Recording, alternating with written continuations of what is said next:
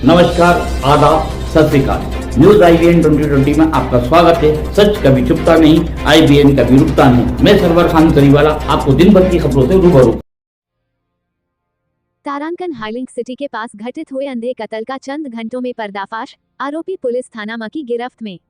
तारांकन आरोपी की महिला मित्र से मृतक की दोस्ती ही बनी उसकी मौत का कारण। मृतक द्वारा महिला मित्र को परेशान करने पर आरोपी ने अपने नाबालिग साथियों के साथ मिलकर दिया इस हत्याकांड को अंजाम।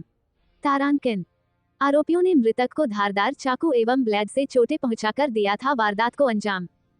पुलिस की तत्परता से मात्र 0.6 घंटे में अज्ञात आरोपी, जिसमें एक बालिग तथा 3 नाबालिग आरोपी शामिल है, सभी को अभिरक्षा में लेकर घटना में प्रयुक्त चाकू एवं ब्लेड तथा घटना के वक्त पहने कपड़े, मृतक का मोबाइल फोन एवं पर्स भी किया बरामद।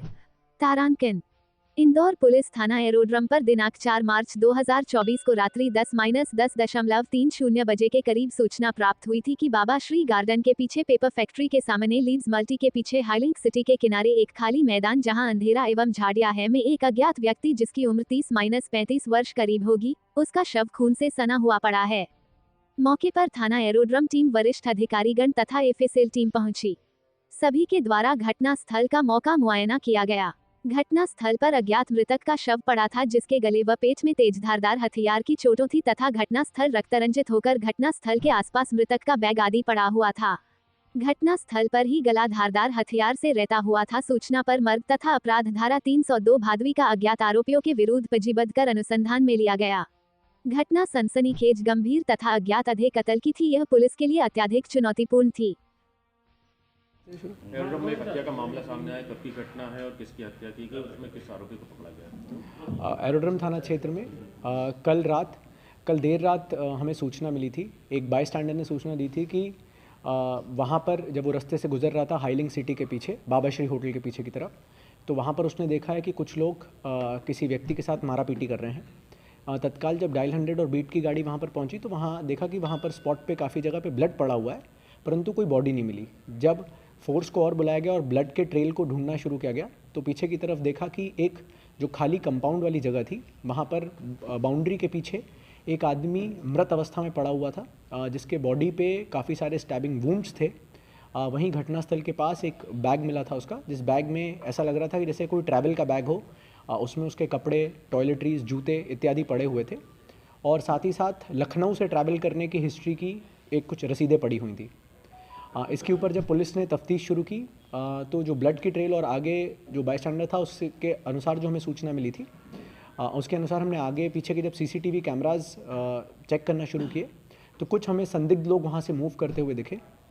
रात उन लोग की पहचान करने के बाद जब कैमरेज को ट्रेस करते हुए हम लोग संदिग्धों के पास पहुँचे तो उसमें कुल अभी तक एक मुख्य आरोपी जो अंश यादव हैं, जो बाबूमरे कॉलोनी थाना क्षेत्र एरोड्रम के अंतर्गत आता है, ये इनकी संलिप्तता इसमें पाई गई है। और इसी के साथ साथ 3 जो बाल अपचारी हैं उनकी भी इसमें संलिप्तता थी। जैसे कि जो प्रत्यक्षदर्शी है उसने बताया था कि कुल 4 लोग थे। उसी के अनुसार जब इनसे पूरी कहानी कोरिलेट करके और इनसे अलग अलग पूछताछ की गई, इनको इंटरोगेट किया गया, तो ये पूरी बात सामने आई कि इसमें जो मुख्य आरोपी है अंश यादव, उसकी एक महिला के साथ मित्रता थी और उस महिला की मित्रता जो कि देवास जिले की निवासी है, उसके द्वारा बताया गया कि तौफीक अहमद जो लखनऊ का रहने वाला है, इसके द्वारा कुछ समय पहले सोशल मीडिया के माध्यम से महिला और तौफीक की जान पहचान हुई थी। उसी के चलते शायद वो दोनों कभी मिले भी हैं और अब उसका कहना था कि वो मुझे परेशान करता है और मैं अब उससे बात नहीं करना चाहती हूँ, फिर भी मुझे कई बार ब्लैकमेल करता है। इसी के चलते इन लोगों ने ये सोचा कि हम उसको सबक सिखाएंगे और महिला ने ही फ़ोन लगाकर उसको बोला कि आप मिलने आइए और यहाँ पर हम मुलाकात करते हैं। और वहीं हाइलिंग सिटी के पीछे जो घटना स्थल है वहीं पर उसको बुलाया, तौफीक को वहाँ बुलाया। तो वो परसों ही लखनऊ से निकल के कल सुबह और आफ्टरनून के बीच में इंदौर पहुँचा था और उसके बाद कल शाम को जब महिला से जो बात अनुसार जो उन्होंने उसको बुलाने का समझाया था, उसी समय वो वहाँ पर पहुँचा। वहाँ पर पहले से ही अंश यादव और उसके 3 जो बाल अपचारी साथी हैं वो मौजूद थे। वहाँ इनकी कहासुनी हुई और उसके बाद फिर इन लोगों ने उस पर उसकी जान लेने की नीयत से जानलेवा हमला किया। इसमें एक चीज़ बहुत जो स्पष्ट रूप से क्लियर हुई है कि जिस तरह की भी इंजरी थी, क्लियर कट इंटेंशन था मर्डर कॉज करने का। मल्टीपल स्टैब वुंड्स हैं, करीबन 6 से 7 स्टैब वुंड्स हैं जो बॉडी के डिफरेंट पार्ट्स में हैं। जी, चाकू के बड़े स्टैब वुंड्स हैं, ब्लेड के कटिंग वुंड्स हैं, गले की नसें काटी गई हैं। इसी के साथ साथ जो पीठ के जो गले के पीछे वाली जगह है वहाँ पर भी काफ़ी बड़ी इंजरी क्रॉस की गई है। जो सर का हिस्सा होता है उसको भी डैमेज किया गया है। तो ये बहुत ही क्लियर था कि ये कोई हीट ऑफ द मोमेंट में हुआ इंसिडेंट नहीं है। ये पूरा प्री प्लान तरीके से एक मर्डर कॉज करने के लिए उस आदमी को यहाँ पर बुलाया गया और उसके बाद इंटेंशनली उसका मर्डर कॉज किया। जी, इसमें क्योंकि मुझे लगता है कि हर क्रिमिनल केस में ये इम्पॉर्टेंट रहता है कि क्या इसमें कोई कॉन्स्पिरेसी का एंगल है कि नहीं। वर्तमान में पुलिस टीम्स लगातार महिला को भी इसमें आरोपी बनाया गया है और उसके पूछताछ करने के लिए टीम्स रवाना हो चुकी हैं। हम लोग कई जगह पे दबिश दे रहे हैं और जैसे ही वो गिरफ्तार भी होगी तो उससे भी इस संबंध में और विस्तृत जानकारी मिलेगी कि जो सो कॉल्ड इनका कहना है कि वो परेशान कर रहा था तो किस प्रकार से परेशान कर रहा था।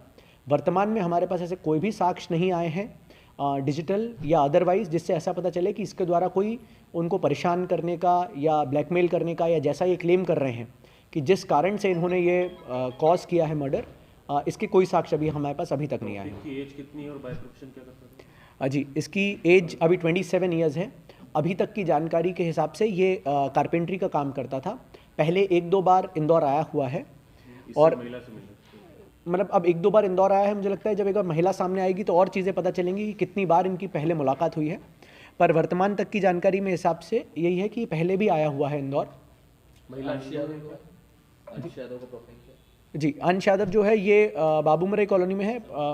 इसमें इसका प्रोफाइल में अभी तो पढ़ाई लिखाई करके ही आगे कर रहा है, पर अभी ऐसा कोई व्यवसाय के स्तर पे कुछ ऐसा स्पेसिफिक व्यवसाय नहीं करता है। महिला हिंदू या मुस्लिम? सर, महिला ऐसा कैसे जान पहचान उनकी जी, इन्होंने सोशल मीडिया के माध्यम से अभी तक मुझे लगता है कि इसमें सबसे महत्वपूर्ण रहेगा कि महिला भी एक बार बताए। अभी तक जो महिला का सो कॉल्ड जिसने अपने आप को महिला का मतलब अभी जो महिला के साथ रिलेशनशिप में है अंश यादव, उसी के माध्यम से हमें महिला का वर्जन पता चला है। पर जब एक बार महिला से पूछताछ होगी तो और चीज़ें सामने आएंगी कि किस प्रकार से वो उनके संपर्क में आया था या किस प्रकार की घटना है। महिला का नाम मुझे लगता है एक बार जब गिरफ्तारी सुनिश्चित होगी उसके बाद ही मुझे लगता है। नॉन मुस्लिम है ये?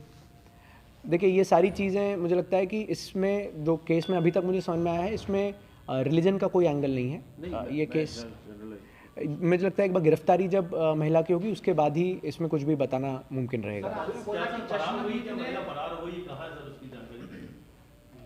पुलिस टीम्स लगी हुई हैं। जो उसका निवास का पता हमें इसके द्वारा मुख्य आरोपी के द्वारा दिया गया था वहाँ पर दबिश डाली है तो वहाँ पर नहीं मौजूद थी। और देखिए, संभवतः ये होता है कि जब आप इतनी बड़ी कॉन्स्पिरेसी रचते हैं तो हो सकता है कि आप स्वयं भी हमारा जो संभावना है कि वो इंदौर में भी हो सकती है मौजूद, परंतु क्योंकि अभी टेक्निकल एविडेंस उसके खिलाफ नहीं मिला है, मोबाइल फ़ोन्स बंद हैं, तो हम लोग प्रयास कर रहे हैं पर बहुत जल्दी हम उसको भी गिरफ्तार करेंगे। सर, 2 बातें इसमें, एक तो ये युवती है या महिला, इसकी उम्र क्या है, नाम का आपने बताएंगे। और दूसरा ये है कि युवती और मुद्रिका दोनों के सोशल नेटवर्क में किसी अन्य तरह के इसी तरह के वो संबंध दूसरे लोगों से दोस्ती या कुछ निकला है? देखिए, अभी तक की जानकारी के हिसाब से शी इज़ अ मेजर, और मेजर होने के साथ साथ बाकी डिटेल्स मुझे लगता है कि जब एक बार उसकी गिरफ्तारी होगी, जब उससे एक बार विस्तृत पूछताछ हो पाएगी तभी मैं बता पाऊंगा। बट अभी हमारे चैनल को शेयर, लाइक और सब्सक्राइब करना ना भूलें। बेल आइकन दबाएं, हमारे चैनल को सब्सक्राइब करें और लाइक करें।